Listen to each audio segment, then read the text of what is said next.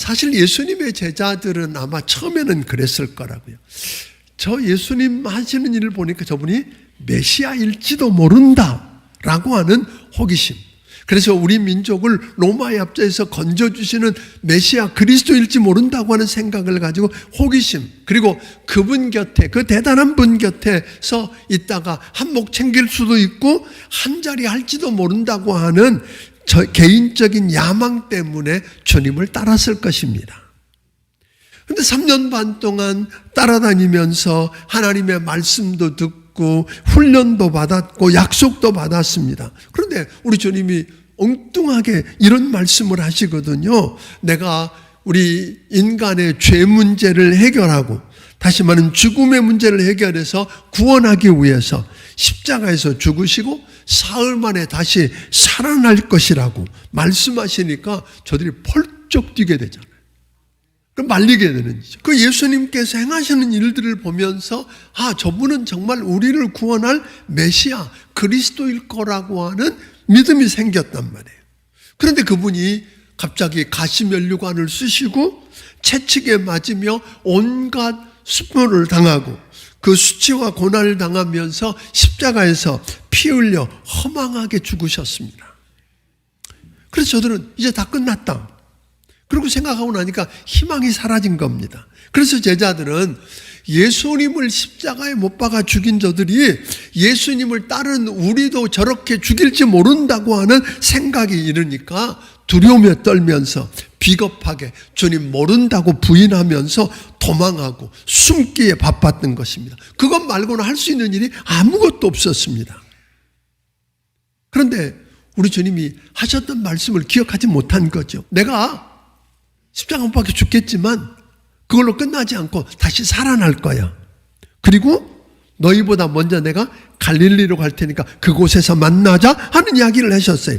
예수님께서 수차례 우리 인간의 근본적인 문제인 죄 문제를 해결하기 위해서, 죄값을 대신 치르기 위해서 대속제물이 되어서 십자가에서 피 흘려 죽으셔야만 한다고.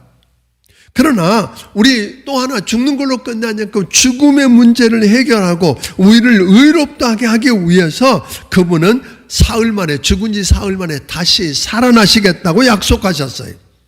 히브리서 2장 14절 15절에 보니까 더 이상 우리 주님이 죽음이 두려워서 죽음의 세력을 잡고 있는 마귀, 그에게 한평생 매여서 종노릇 하지 않게 하려고, 마귀를 멸하고 여러분과 나를 자유케 하려고 대속제물이 되어 십자가에서 피 흘려 죽으시고 다시 살아나서 부활하셨다고 하는 것입니다. 나는 부활이요 생명이니 나를 믿는 자는 죽어도 살겠고 무릇 살아서 나를 믿는 자는 영원히 죽지 아니하리니 내가 이것을 믿느냐라고 말씀하셨단 말이에요.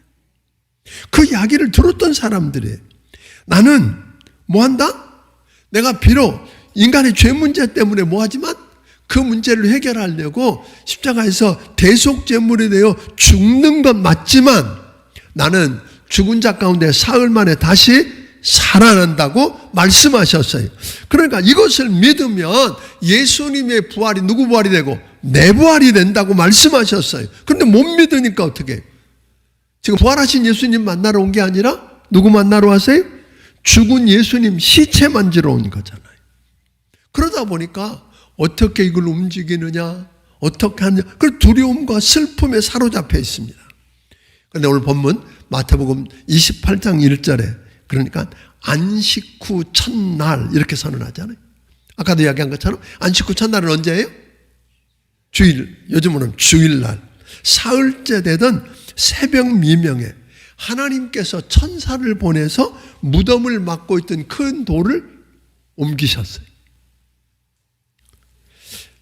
그러니까 여러분들 착각하는 거야. 부활하신 예수님 나오게 하려고 바위 옮겨서 못 나올까 봐? 그런 거 아니었습니다.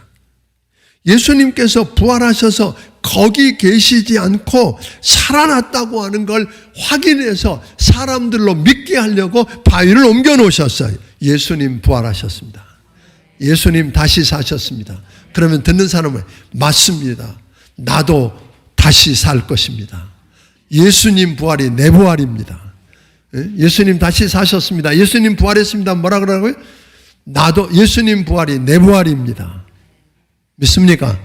그 이야기를 하면서 돌아가시기를 바랍니다.